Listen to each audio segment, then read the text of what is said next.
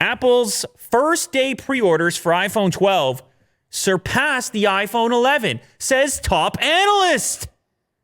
You know, people were worried. They were concerned. He said, global pandemic. The people that were out there, they said, lockdown.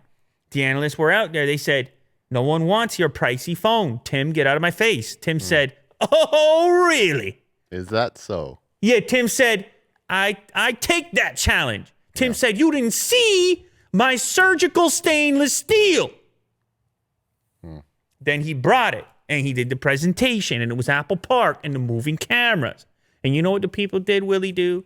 They click add to cart. That's what they did. Yep. They saw the surgical grade. They click add to cart. And it seemed nothing could stop Apple. It's a juggernaut in the space. It's a whole, well, they call it an ecosystem, don't they? And magnets. They went on Good Morning America, didn't they? And they slapped the wallet on, didn't they? Yeah. And the one news anchor said, I kind of like that. Yeah. And you know what happened magic. after that? Add to cart. Yeah.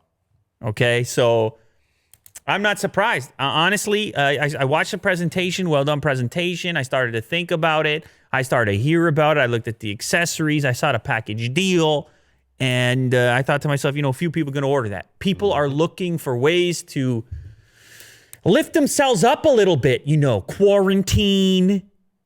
And as apprehensive as people have been around the premium price tags, Apple also brought some slightly less expensive options. Right? They brought this mini option. What, $699? $699. Yeah, and so they have some options out there, even though it looks like it's mostly the regular iPhone 12 here. This is coming via Ming-Chi Kuo, by the way. He said Apple sold up to 2 million iPhone 12 models in the first 24 hours. Pre-orders up from 800,000 units of the iPhone 11 same period last year. And this is also the piece. I mean, we got to be clear here. A lot of this action is in China. And China wasn't so hot on the iPhone 11 because in China, it's 5G galore. You can't walk out of the house without 5G. Yeah. You can't take a shower without 5G. Yeah. You can't eat your breakfast cereal without 5G. And so they were lacking it. The iPhone fans, the Apple fans in China, they were lacking it. So they had to go look for other brands because they're scrolling the Douyin over there. And they needed to load up real fast.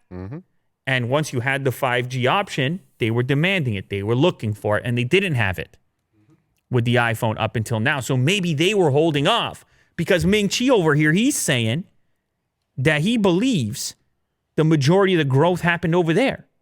I think there's actually a percentage in here. He believes, Kuo said, China represented 35% to 45% of iPhone Pro demand. They want the Pro model as well. They want the better cameras as well over there. Believe that.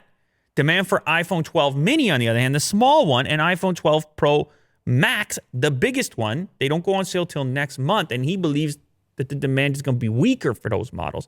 Could it be a timing thing? Could the staggered approach? You don't get to participate all the hype. You don't get to slap a wallet ASAP. People want to slap a wallet ASAP. Oh, yeah. Don't ask me why. The other problem with the Mini and the Chinese market is it's not going to have support for the dual SIM card setup, which so many people prefer to have over there and in other parts of the world. Not as big of a deal here in North America, but worth considering, especially if you're in Asia. So shipping times as a result of this increased demand have slipped a little bit on the site.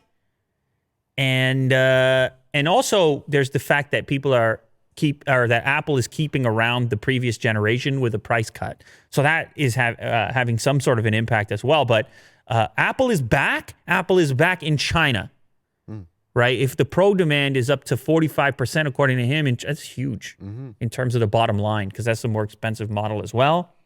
But either way, total numbers, 2 million units compared to 800,000 units for the same model last year. I'd say if you're Tim and you double up in a year, he's a happy Tim. You might have yourself a cappuccino.